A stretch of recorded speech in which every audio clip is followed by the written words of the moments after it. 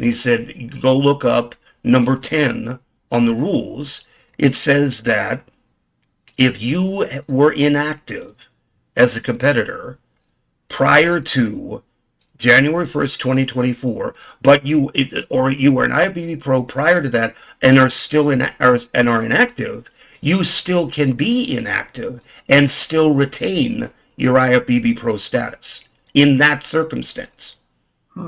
So this rule doesn't apply to people like Linda Murray or Kim Shabeski or Dorian Yates or anybody who was an IFBB pro then and then retired prior to January 1st, 2024. They're allowed to keep their pro status. It's only if you're currently competing as of January 1st, 2024. Everybody after that date is when the whole active inactive thing goes into effect. The 3-year rule goes into effect. Yeah. And they even give the example of that. But this is another thing, is about misinformation. Somebody misinformed her about this. And so it's like she's not going to lose her pro status based on what they said. So it's like, this is why I say misinformation, especially in social media, people are getting upset about things that aren't going to happen to them. Or they haven't paid attention to this stuff. So because I think a lot of people, like when like somebody like, for example, like guys like Jay Cutler or Ronnie Coleman. You also mentioned like Iris Kyle, Linda Murray. A lot of those who have not competed maybe in more than 10 years or 20 years. Those are the ones I think people wonder if they're still pros, but they still are. They may not have, too many don't have it on their social media, because that's the one thing, as you say earlier, how you're a tech, and that's one thing about being IB Pro. It's like being licensed and bonded. Like if you are an electrician or a plumber or any kind of contractor, that license and bonding helps you, and it helps a lot of these competitors use that in their fitness. Because there's one young lady, she turned pro back in 2021, and I don't know if you remember, her name was Alexis Castro.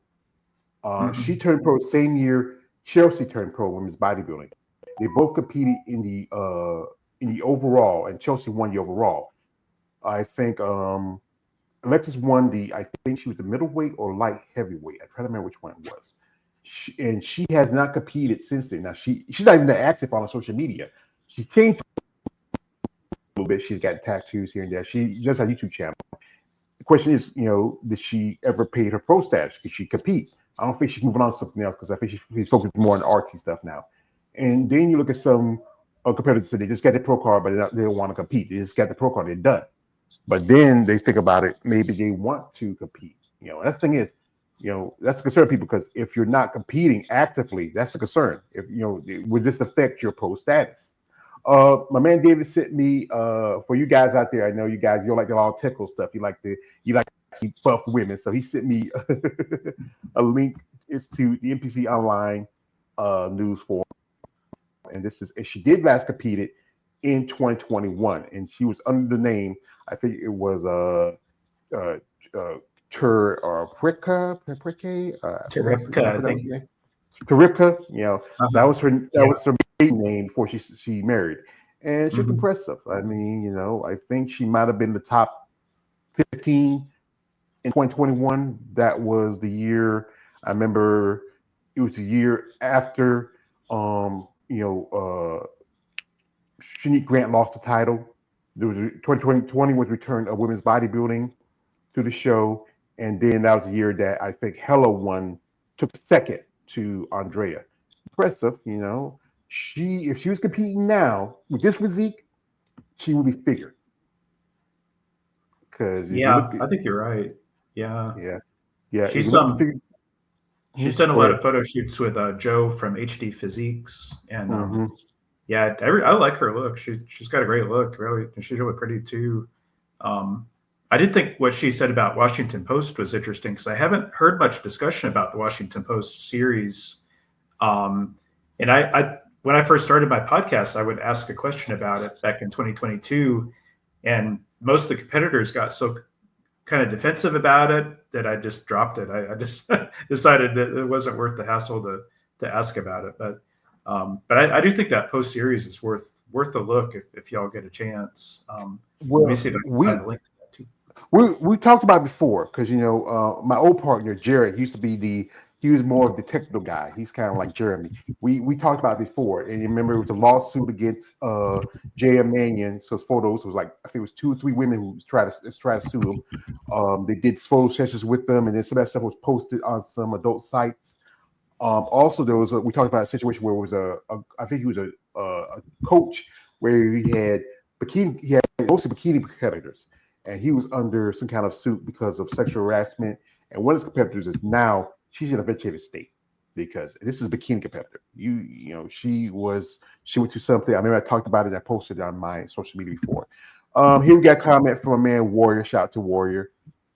Always coming. He says, we all know Sheriff Piami is David girl, Andrea is George's girl, and George, that's that. Well, I had his girl on my channel, but he touching on my girl. So that's just what I think. Just.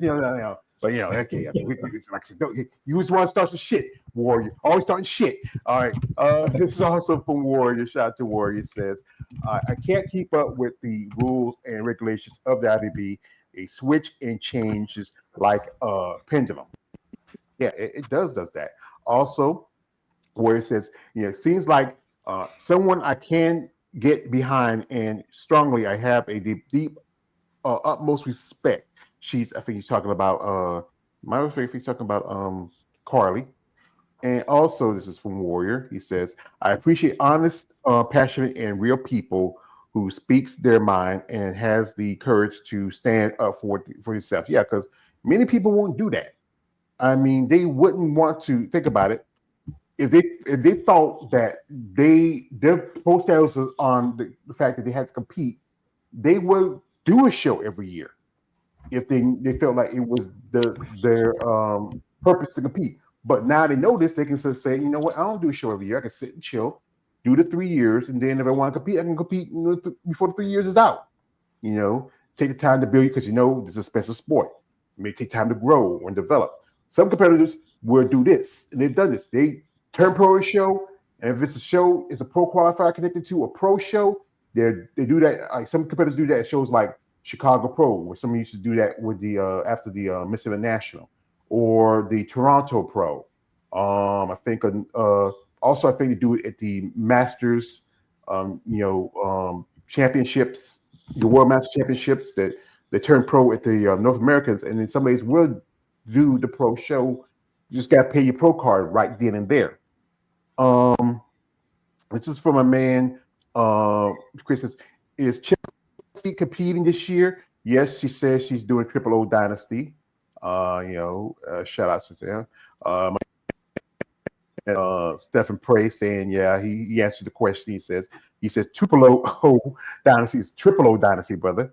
And we have here, this is from South Daz. I'm gonna say your last name because I'm not gonna say your first name, so big or whatever. Wow. And we have, this is the thing is that this is something that I think a lot of people are, concerned about because a lot of these ladies that done interviews, they say they love competing. They don't care much about if they don't get money or go to Olympia. They love to compete.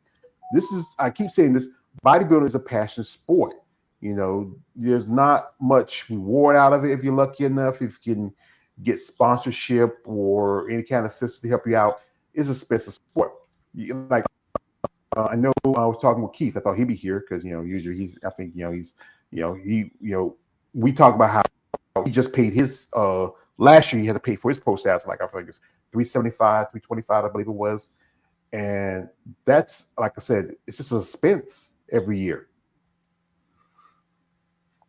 Yeah, that's true. Sorry, go ahead. Oh no, yeah, just in terms of having to pay that fee every year, and the nice thing is, and I think that this is correct, that as a pro, they pay the one fee every year, and then they can do as many shows as they want, right? I mean, they don't have to not like an NPC show where they have to pay for each show that they do. No, that would be for the entire year. So Yeah. they wouldn't have to pay that fee for every show as an IFBB pro. They wouldn't have to do that. But also, when I was reading that, you never, I mean, if you follow those rules that they posted, you never have to compete ever again. And you can still call yourself an active IFBB pro because, again, it has nothing to do with competition. It's just, did you pay the membership? Do you sign the membership agreement? And did you pay the fee? So as long as you've done that, you can retain your IFBB pro status in perpetuity and do that, follow that process every year. Become active. Say, okay, well, then wait till the end of the calendar, wait to the calendar year, and then not renew yourself. You go inactive. You wait 3 years. Then at the very end of the third year, you pay your fee and you sign a membership agreement. You're active again, and then you don't compete. And then you wait till that year expires. You don't pay the fee or sign the agreement. You're inactive again, and you could do that on and on and on and on again. Never compete at another show, and still call yourself an IFBB pro. So it's like, yeah, I saw that and I was like, But I mean, it is clearly a money grab. I mean, I think it very clearly is that. I think just thinking about where I'm at right now, I think the solution that would seem amicable to all parties involved would be this, is that if you stay inactive after 3 years, then you should be allowed to still call yourself an IFBB pro, but a retired one. To put instead of IFBB pro, say retired IFBB pro. Because, for example, the military officers get to retain their ranks after their service. They just have to put retired at the end of it. Because, I mean, if you watch news media, whenever they have military consultants, they say Lieutenant General Wesley Clark, retired. Or Colonel McGregor, retired. Rear Admiral such and such, retired. They're able to keep their ranks, but they just have to specify they're retired, and even they address them as General or Admiral on the show. So I'm thinking the best solution for this would be is that fine, keep the active inactive process or the 3-year rule, but after that, tell them you can continue to call yourself an IFBB pro. You just have to say you're retired. But and then after that, if you decide to come out of retirement, like the example that they give under number 10 there in the rules, then you go back into the active inactive phase. And if that's like your last hurrah or such like that, again, if you still have an IFBB pro status, you go from active to inactive, and then you decide that's it. That was my very last show. Again, you should still be allowed to call yourself an IFBB pro, but specify you're retired. Yeah, I think that's the best. I think that's the best solution because then you're honoring their rule, but at the same time, you can still say that you have a status as IFBB pro, just a retired one. So, yeah, I like that. It's like an emeritus status kind of thing. right, exactly. yeah. Like there's professor and there's professor emeritus, which means you're a retired professor.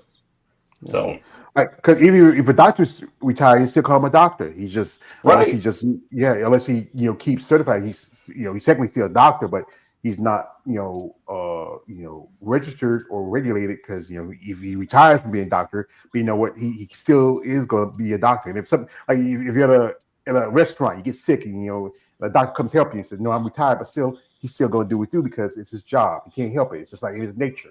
We out here, my man KL the Wanderer coming through, brother. Welcome. Yeah, what's going on, guys? How y'all doing? Yeah. hey, Good. KL, he also does content on wearing bodybuilding. He's more a fan of wearing muscle. He's we try to get him to learn a little more. So whenever he does interviews, he can be a little educated. That's why I bring him out here. Yeah.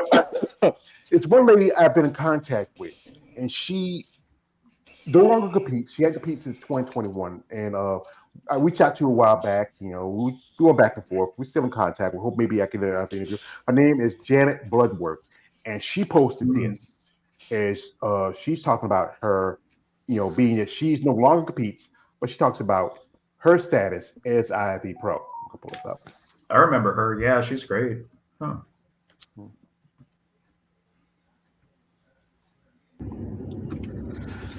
Good afternoon. Hope all you guys are well out there. I'm doing pretty good. Kind of laid low a little bit on Instagram. Haven't posted much. Haven't done a video in a very long time. And I haven't stayed off of social media. I've just laid low and read a lot of things, looked at a lot of things, took in a lot of things. And of course, those who follow me, I'm an IFBB pro bodybuilder that no longer competes. And I still stay consistent in the gym and with my diet because I still want to be healthy and look good. But talking about healthy, that's another thing when you're almost near death approaching stage. That's another topic down the road if I decide to continue to do these videos. But there's a topic I came across on somebody else's page. They were asking people's opinion about once somebody gets their pro card, should they be able to keep it or not if they decide not to keep anymore?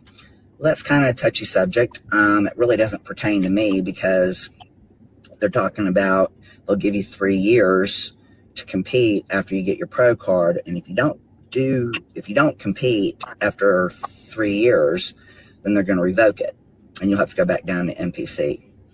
Well, my take on it is I competed immediately after I got my pro card. I competed twice in 2020, and I competed twice in 2021. I almost competed in 2022, but after competing in the amateurs and in the pros for a total of 5 years, it takes a toll on your body. And I'm no famous bodybuilder. I'm not a great influencer by no means. I am certified in personal training and nutrition. Pisses me off sometimes because people want the silver bullet and they don't want to work for it. And that's where my point comes in. When you are either pro or amateur, you bust your ass to get where you want to be and need to be on stage. And I feel that if you go through the hell that you go through to get to that point, to be almost near death on stage, and you're that dehydrated, and you earn your pro card, I think you should be able to keep it, whether you compete again or not. That's just my opinion. And some of you may go, blah, blah, blah. You're entitled to your opinion, and I'm entitled to mine.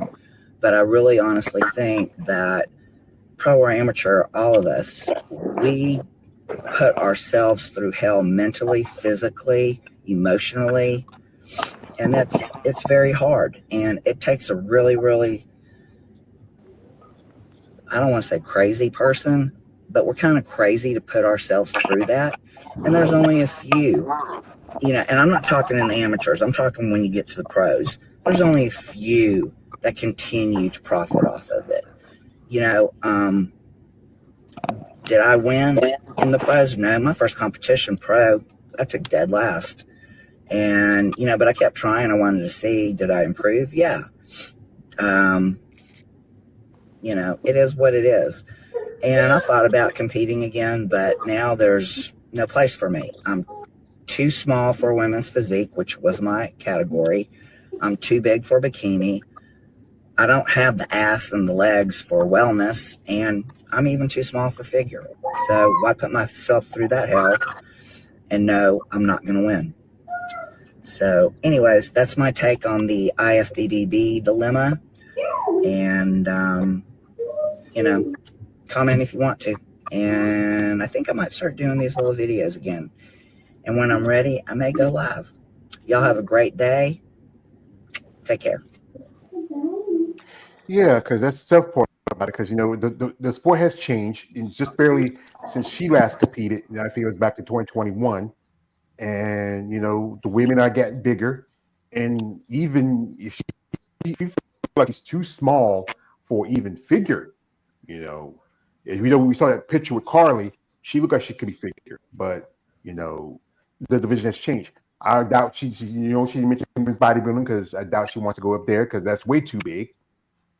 And for a lot of women, it's difficult to try to, especially when you're much older, try to compete with the much younger crowds coming in here, competitors who've been here longer, who've been consistent, and I know I was talking with her. She has some family stuff that's going around, and that's why she took a step back from competing.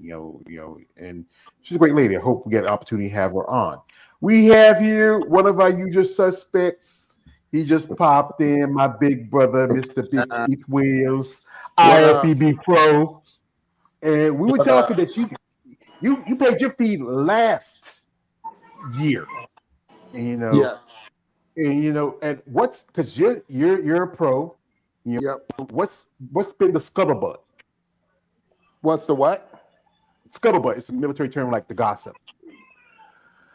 A lot of people are pissed off, and it's the guess like a lot of people have a lot of questions because it's somewhere in the rule book that it says something like that, but you just can't find it, and from the standpoint of that's like saying, okay, does Kevin LeBron, Flex Wheeler, the old heads of the old times, do they still, because they haven't competed, and they're legends and Hall of Famers, I get it, if and they're retired. So the question, I guess, is if I don't continue to compete, how do you take that status away from me for, it's just like the girl said on the video, how do you take that away from me? Which doesn't make sense because you're talking to a 3-time runner-up before I turned pro. And there was a lot of money and a lot of time and a lot of work, and I just don't understand how this applies and how it works. I get it, but if I would say, I plan on only competing in this sport another maybe 2 years. I know that for a fact. But once I stop competing and I don't renew, and again, I always look at things as, is this another money situation? Because it always is with the NPC and the IFBB. Is this another money situation? So even if I don't compete, but I pay for my pro card, doesn't that still make me a pro? That's the question. Because that's $275 a year. And I guess that's what everybody's trying to find out. Even if I don't compete and I pay the $275, do I have to, after not competing for 3 years, that is, do I still have to, requalify? And I guess that's the question that nobody's answered or told anybody yet. So, and people want to see rules. I know Rachel Bikini Pro sent me a message on IG. She goes, I've put my glasses on and been reading this like a fine-tooth comb, and I can't figure out how they can do this to any events. And she's a master pro. I'm like, I don't know. I go, so I guess that's the question that, I played in the NFL for 8 years, and I pay my union dues. I get a pension every year, and that's just the way it is. I don't know because this sport that I'm in now is so disorganized and dysfunctional that I'm like everybody else, like, what? We talked about that a long time ago. Maybe they should have a union. Maybe they should have us paying dues or something like that. So at the end of your career, that you have something to invest in, but you don't. So I don't know. It's crazy to me. I just think it's another money ploy, to be honest. I was wondering too, the timing of this. I was wondering if it has anything to do with the Ed and Betty Parizo launching their new, accrediting body or whatever, the Beachbody thing, because it just seems like timing wise, like why is this coming up now? And I didn't know if that could have anything to do with it. Yeah, and not only that, you got the, now they're talking about this elimination thing for the Olympia. Mm-hmm. That's George. Yes. And wait, what is that? So just go I explain sent George, and he'll probably can pop it up. So they've been talking about. So we all know that women's bodybuilding and probably men's bodybuilding usually have about 15 to 20 people per class. But because bikini, wellness, men's physique, class physique have so many competitors, They're trying to sit there and say, we're going to do an elimination round before when you get to the Olympia. So everybody, it's kind of like nationals, the format at nationals. Only the top 15 will make it to the stage when it's all said and done. The rest will no longer get their per diem, all that stuff paid for. If you don't make the top 15, basically, if you want to go to Olympia and do it, you're on your own to paying your fees. And Dave Palumbo was saying that it's only fair to do it that way because it's not fair for Jake Woods to have to pay for all these big classes of 50 plus people to pay for everybody's, I guess, hotel, per diem, everything goes. If you want a sweatsuit and the bag and all the good stuff, that's fine. You get that. But if you don't make the top 15 during that elimination round, and this is for all classes, then you have to pay for your own shit. That's what basically. And Steve Weinberger, who thinks it's a good idea, and they were saying it because they're just doing the podcast, and I says the scary thing is when Steve Weinberger is agreeing with it, it usually may happen, and that's scary. Yeah, because he sent it to me, but what happened was it went to Dave's private. He privatized it, so it's not up there anymore. It was a clip from a podcast with Steve Weinberger, I think Frank Seppi, and another dude. I don't know the other guy. Frank back in the day, he competed a little bit. He kind of like never really turned pro. He was just a pretty boy, kind of like Mike O'Hare, and it is like this. You got to think about it. Like unless like special divisions like women's bodybuilding, men's bodybuilding, maybe because I think they may have more shows because I think usually you might have 20 more men in men's bodybuilding. So you might have to cut that maybe top 15 and the top 10 usually still get money. Yeah. And most definitely with physique, men's physique, men's classic, 212's getting their shows are getting cut like women's physique is. And then you're gonna have new fit model division coming up. So that would be a good reason to do that because that division is gonna be stacked up. They just did some shows over the weekend. I might pull up a clip later, or I'd say, oh, well, I don't want to see the bullshit. I know, but I just just one analogy. What's the enemy that's coming? So, and we have here a comment from my man. Shout out to my man Stephen Prey. He says, "So is a money thing. Yeah, it always is." Comment from man Warrior. He says, I forget Carly Topeka, whatever her name is, used to be on HD Physique. That's where I remember her from. Just looked her up. Yeah, okay. Also from a man Chris Metz, he says, money is the key thing that the IB is desperately trying to make now that they introduced the fit model division. And this is a response from man Warrior. He says, Warrior's always antagonist. It says, Chris Smith, you just had to mention that trash ass abomination division that's been shoehorned into the IFBB for the sake of money grabbing. Yes. So, and as we're talking about the legends, there was a podcast. I supposed to be link is from Beyond the Stage Television, and if you know of it, it's on IG, and I think also they have a YouTube channel. And they had a couple of pros talking, former pros. You had, I think, Milos, and I think Dennis James, and I believe I might be Chris Cormier, if I remember it. Here, we can pull it up here in a second. Just that you listen, you turn pro. If you don't use it, you lose it. Simple as that. And I think 3 years is a long time for you. I mean, I would do it after 12 months. Just that you listen, you turn pro. If you don't use it, you lose it. And I think this is Jeremy, where the misinformation comes from. People like Dennis James, these other guys. Well, right, because everybody listens. Right, none of those guys are going to lose their pro status. Nope. According to the rules. Nope. None of them are going to do so. And then also going back to what Janet said on that video, she's reacting to that same misinformation. Because you notice what she said? She said, oh, well, the scuttlebutt is you have to compete every year to maintain your pro status. If you don't compete in 3 years, then you lose your status. I'm like, that's not what it says at all. So people are spreading this shit. It's like, have people paid attention? Because, Keith, to answer your question, if you want to find out what everybody is talking about, if you want the rules about this, go to the IFBB homepage, click on the registration process tab, and look especially at part 3, Okay. because that's what everybody is talking about. But you got to read the whole thing, Okay. because they have a part 1 section that says definitions, because they use the terms active and inactive, Okay. and they define what that means there.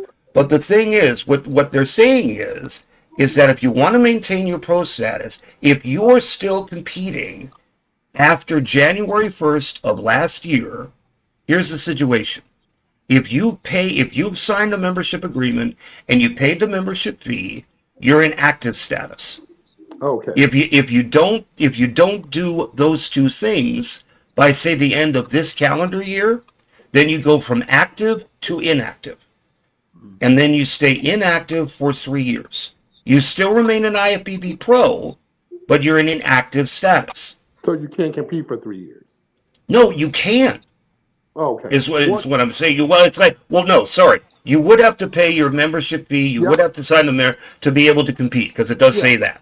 But if you're in that inactive stage, you can stay there for up to 3 years. Okay, that makes And sense. then if at the end of those 3 years, if you still haven't paid your membership fee, or you still haven't signed the membership agreement, then you would lose your IFBB pro status. But to answer your earlier question, there's number 10 is what you need to look at, because it says that because this is all regarding January 1st, 2024.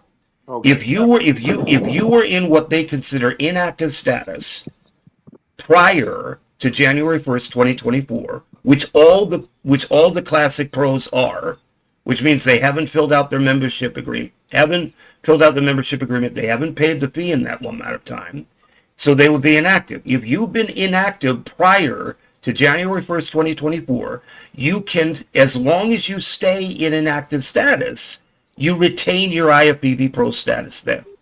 So Linda Murray, Kim Shavetsky, Dorian Yates, Ronnie Coleman, all these people can still call themselves IFBB pros. None of them lose their status, which gets back to the misinformation question, because the last time Janet competed was in what, 2021, 2022? So she's one of these people. She's never going to lose her IFBB pro status as long as she remains inactive. So it just pisses me off that people are overreacting to this without paying attention to what the damn rules actually say. Yeah. Well, I think that Tyler needs to maybe talk about that, maybe kind of clarify. Yeah, because I had to email, because it says at the top, you have any questions, email Tony Blinn. Well, I emailed Tony Blinn, and I asked a bunch of questions about this to be able to get clarification as to what's going on. That's awesome. But then it's like, Keith, what do you think of this idea? Because this is like a potential, because I've heard good arguments for and against. What do you think of this idea? If you are in active phase and in the inactive phase, and at the end of 3 years you still haven't filled out the agreement, still haven't paid the fee, that you can retain your IFBB pro status, you simply have to specify that you retire. Yeah, that makes sense. I mean, because I was saying before, admirals and generals and military officers, they're allowed to keep their ranks, provided they say retired. And it makes sense because when you go to a pro show or amateur show, these coaches passes that they have for coaches, no matter who you are, you either have to have an active NPC card or IFBB card to get a coach's pass. When you say IFBB card, do you mean IFBB Pro card? Yes. So Okay. you have to have a active, not inactive, active NPC card or IFBB Pro card to be obtained to go backstage with your athlete as a coach, because now I guess they've been saying for the last few years for insurance purposes. That's what they tell us anyway. Yeah, because they used to when you used to do the pro move videos, they stopped doing it because athletes got hurt. They were using insurance excuses,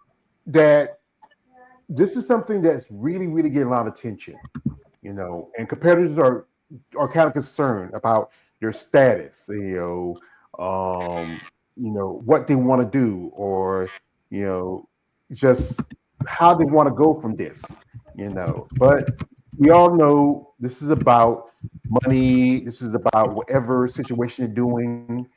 Um, there's so much involved in this, and us who don't understand, especially from us who are the outsiders who follow the sport, we kind of scratch our head and stuff like this because, all we know is like, hey, you're pro, and if you compete, you compete. If you don't compete, and we go to the shows, I keep saying this, we go to shows to see you competitors, see y'all compete. We come this, we bring in, we pay for our tickets like that, and we like to see certain competitors. Here lies the problem that I have with the whole situation, and I've had this problem forever. And I just talked about this the last show I did, the Legion show. It's not as simple, George, as you saying if you're a pro, because there's different levels to this. There's different layers to this. Like an onion, you peel back an onion, you get a different level, a different flavor, this, that, another. Here lies the problem. If I was a master, I'm paying to play. If I'm open, I'm not paying to play. I'm still paying to play because I got to get a pro. I got to buy a pro card. But again, like when I went to Chris's show, I got the sweatsuit. I got this unbelievable bag of stuff. I got free tickets to the show for one of my guests, et cetera, et cetera. When I competed in the master class, I didn't get no tickets. I got a little goodie bag, but was nearly as special as the open class. So being a pro is not just being a pro. That's what I'm saying. You're treated different from a master's to an open.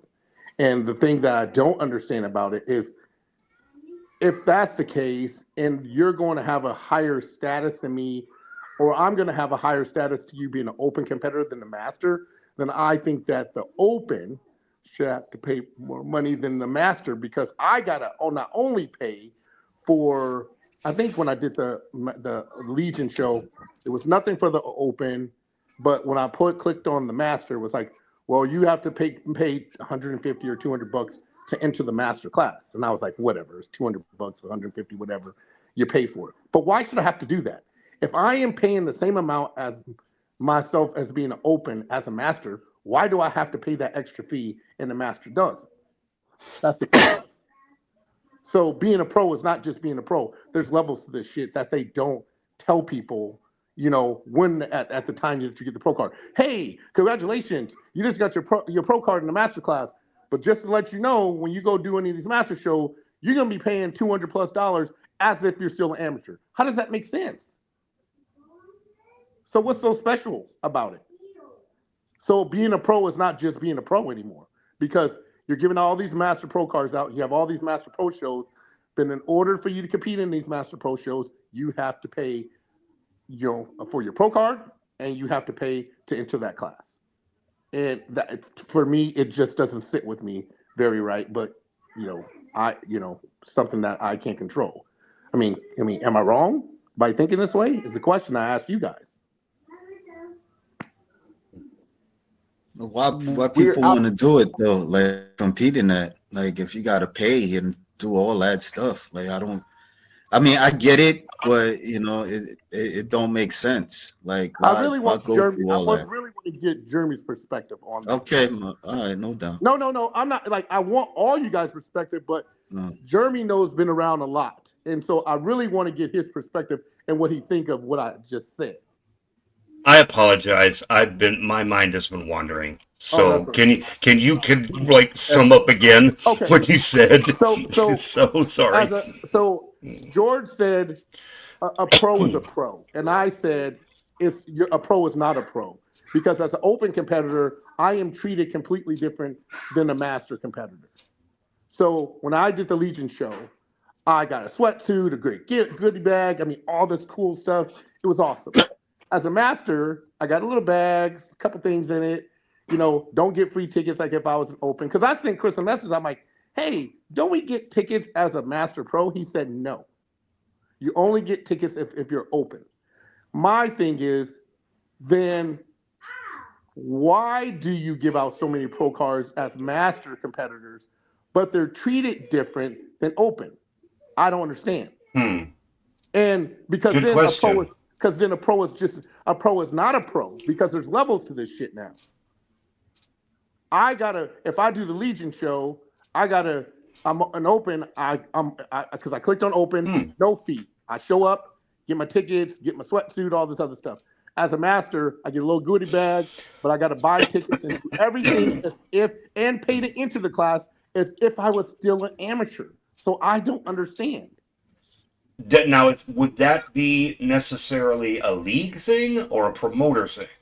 No, it's a league thing Because because every show that a master competitor from the Pittsburgh Pro to the Master Worlds and everything else. And remember, we've talked about this before. So what I figured out what they did when I won money at the Legion show was they took all the entries from that guys in that class and then divvied up the money based off your placing per class. So the promoter remember in the open class, the promoter has to not only pay the sanction fee, but he has to have a prize money, a purse for that open class. So instead of having to have a purse for the master class, he says they're saying that IFBB, which is what I'm understanding and seeing lately, saying, okay, if you're a master, you can compete in a master show, but you have to pay a fee, and then that fee that you pay will get. And Gary started this because I remember when I did the Pittsburgh Pro 3 years ago and won that show, and I was like, $500 because it was based off of how many guys, or maybe it was 1,000. How many guys was in that class, and basically that's how they divvied up the money.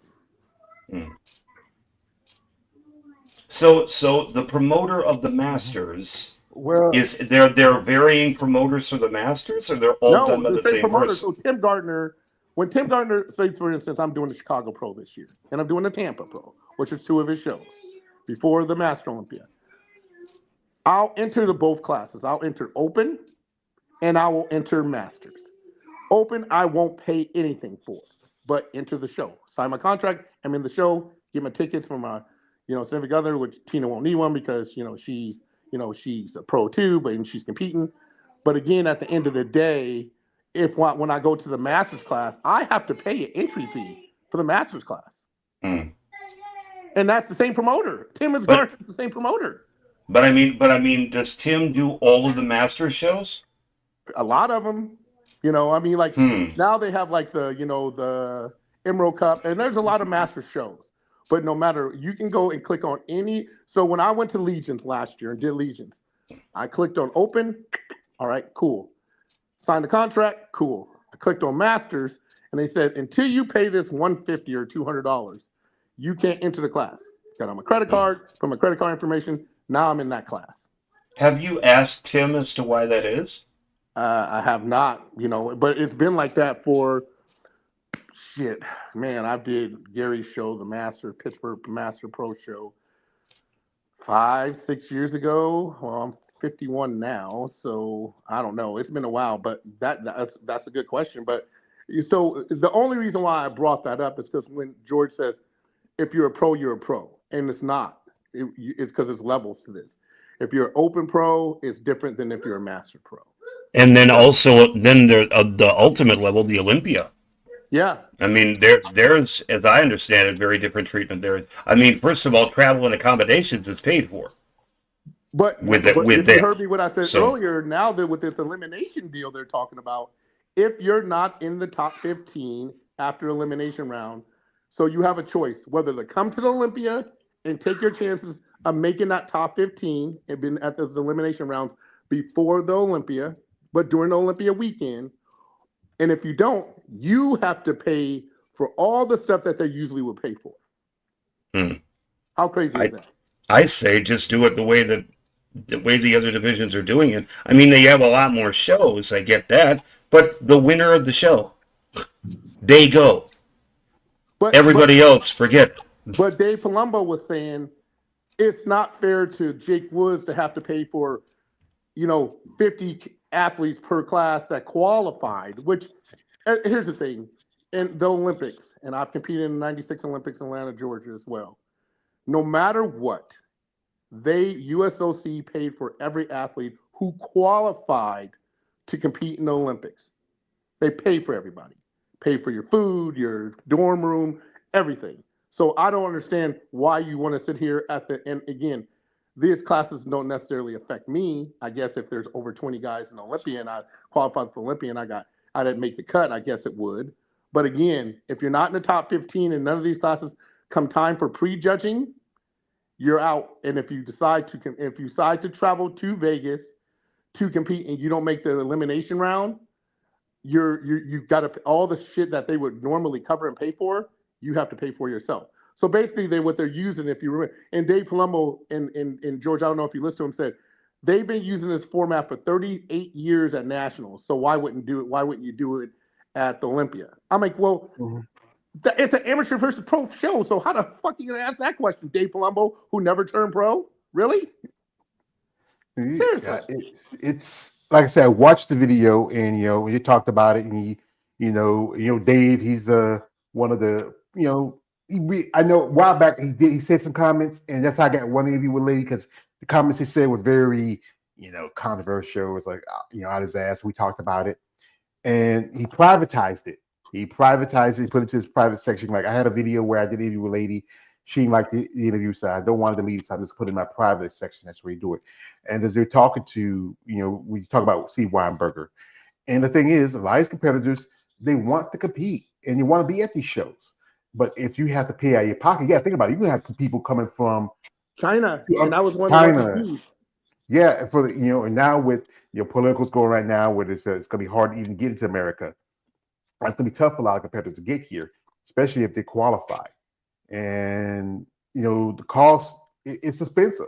I know you're trying to save up for the Masters Olympia coming up. $1,670 per ticket. Yeah. And then I was talking with Lloyd, because I know Lloyd, she said she's been working because she's really trying to save up, because usually she comes on and do our little videos every now and then, but she says she's trying to make some money. The cost of now you got to pay your code card. You want to do this show, and now this is more expensive. That's why I think some competitors say, what? There are some that say, if I lose my pro status and I don't have to pay for it anymore, then fuck it. I'll do it. Here we have a comment here. Excuse me. Shout out to my man Warrior, says, I hate when people make fake accounts. They don't have nothing productive to do, opposing as someone else by pretending to be someone more popular. But that's the reality nature of social media. Yeah. Also, we have here my man Lawrence Perkins coming through. Lawrence, shout out to Lawrence. He says, good evening, folks. Good evening to you, brother. Also, he says, happy Monday motivation, everyone. Thank you. Monday's just about over. Can you believe it's half a day in? And we almost got 4 more days left of January. Folks, as you know, I'm a fan of a particular lady. And, I just can't help it, because, I often say she's my girlfriend and I just love her. Let me guess. Natalia Kovaleva. Who it is? Yeah, no, yeah, that was nah. Those things too big. I'd be like, do like Rocky Balboa if I had her for a girl. But just the weekend, the ladies did a workshop, and Andre was there along with Talia Cuejo, Whitney Jones, Sydney Gillen. A lot of the top pros were at this event, and I saw this and I posted it. We posted it in my IG, because it just really tells you about a person. And with this all going around, this is why I really and I appreciate it when she took the time out and she did this for me and signed this book. I love that. I mean, one day I would like to meet her and ask her would she marry me. So I'm going to put this little. She was giving a little talking at the event. And it just really tells you how passionate she is about bodybuilding. Not just bodybuilding in general, just what she wants to do with her life. Here we go. Boy, I was wrong on that one. I thought Sid was going to be the vision. I would have thought you would not have been. See, this is why you can't assume things. And I break my vision board up into many things that's outside of just the Olympia. So I have trips that I have on the board, and I have family things, material like financial things. So every piece of my life, right, that are major things that I want to accomplish are on the board. And if there is not a picture that I can find, I just try to create one. So back to my story. The first Miss Olympia I have, and she knows that I did this. I took Shanique Grant's head off of her body, and I put my face on top. And I said, I'm gonna be that. I just needed her gold medal. So, and again, for me, visually, every time like I would get out of bed and I would take a picture of it. So I always have like a digital copy of my vision board. So I'll refer to it if I'm out, if I'm away from home, I can look at it and say, all right, this is why I'm doing what I'm doing. And then I would write down the action steps. Because I believe, having a goal or some sort of vision without the steps is pointless, right? You need to know on a daily basis, what are the steps that I need to eat my food? I know I would write, it's simple, but I would write these things down in my journal. I need to stick to my meal plan. I need to eat fish. I need to, do the cardio this day. I need to actually plan my ab workout, right? And those things were actively moving me forward even while I'm looking at the vision board. Because as much as my physiology I can engage, it was like I was much more connected to it. So yeah, it's just finding your way, but I still do vision boards. I love them. I love cutting out the pictures and figuring out. I don't cut people's heads off anymore. But it's fun in that, it gives me the opportunity to just let my imagination go a little bit. And then I just kind of let God do the rest. I pray over it and I said, all right, everything that's supposed to happen will happen. And then, just do my part. So after we do our part, God will handle the rest. That is so sweet. I mean, I just like this is why I'm a fan of this lady and what she's doing in representing women's bodybuilding. I mean, it was an event. There was a lot of ladies there, quite a few IFB Pro Olympia level competitors. It was a get together. It was Orlando this Saturday. Big event. I mean, it was great to see women come together and talk to each other and sharing and giving your thoughts about sport bodybuilding. So yeah. So as you know, just guys mentioned, my man Jeremy had to head out. Appreciate for Jeremy too. And he says, great conversation. Thank you, brother. Also here we have here a comment from my man Lawrence. He's laughing at me because he knows. But going back to this thing with the whole pro card thing, and it's Jeremy says this is misinformation. And the thing about most people, sometimes people like we talk about, they just glaze over something. They don't really. Sometimes some people don't have either the mental aptitude or the patience to read through some contracts. They just glaze over real quick. That's the thing. It happened to a lot of artists back in the day. They didn't read a contract thoroughly. They just looked at the part where the money's at, and that's it. And then and so yeah.